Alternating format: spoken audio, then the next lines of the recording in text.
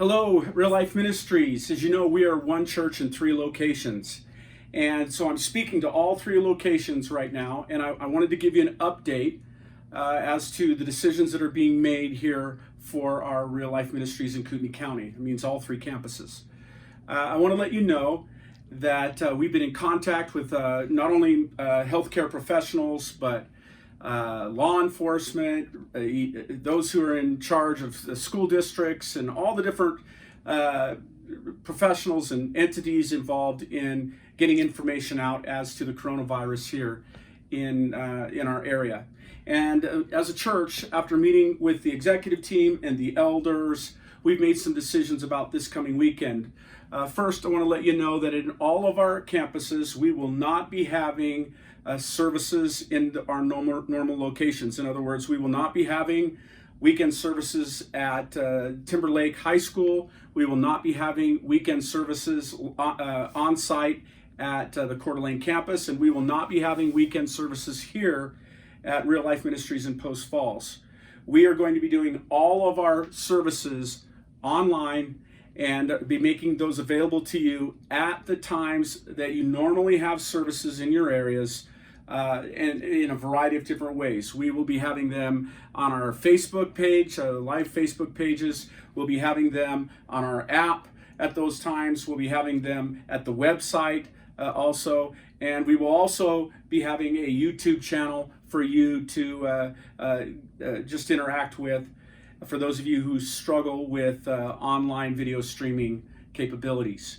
We are also this week suspending all of our on-site activities, youth groups, those kinds of things. If you need more detail, then make sure that you contact the direct leaders in charge of those ministries.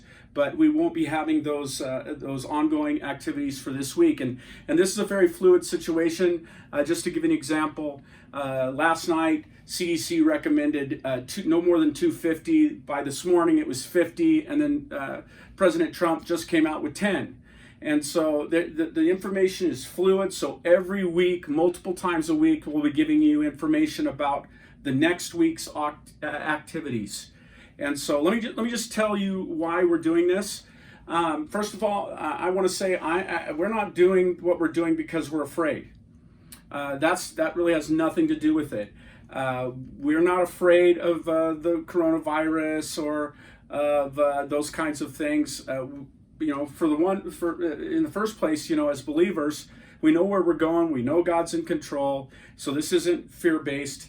We're doing this because we have to have this tension of working with the entities in our area, respecting their authority. It would be easy if they just came out like they have in many states and mandate that we don't do certain things. Then we're going to always follow the law. We're going to do exactly what they tell us. But in situations where they recommend those things, we want to have a good ongoing relationship with the entire community, with those who lead and are healthcare professionals. We're a support to them, and we want them to know that we support them. We know their heart is to protect and serve, and so we're gonna respect that.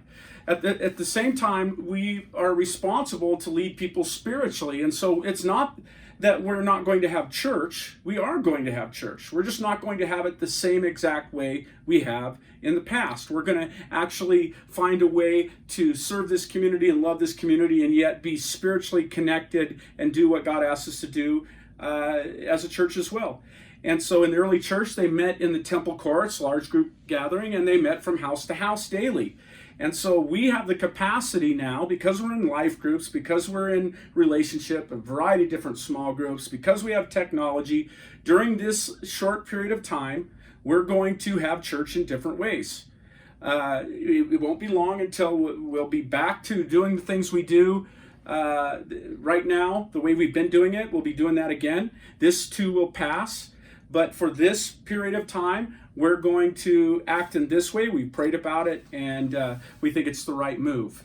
So I want you to know that I'm going to be sending out a podcast every day just to encourage it. Please do not get plugged in to the social media craziness and the news media stuff. It's not wrong to keep up with kind of what's going on, but when you're rooted down into that, then you're feared with frustration and anger and anxiety and fear. And we're not called to be people that are characterized by fear. We're called to be people that love God, love others. There's a sense of hope and peace about us because Jesus is Lord. And so that's where we're going. Please stay up with us. We're going to be communicating constantly. And please encourage one another in your life group. Care for each other. Call each other. In your ministries that you normally work with, minister. Go for a walk around your neighborhoods and knock on doors. Make sure people are okay. Let's be a light. Let's walk in the light ourselves. Let's not pretend everything is okay. It is okay. And because it's okay, no matter what happens, we can help other people have a sense of peace and calm. What an opportunity to be a light in a world that needs it right now. What a great opportunity.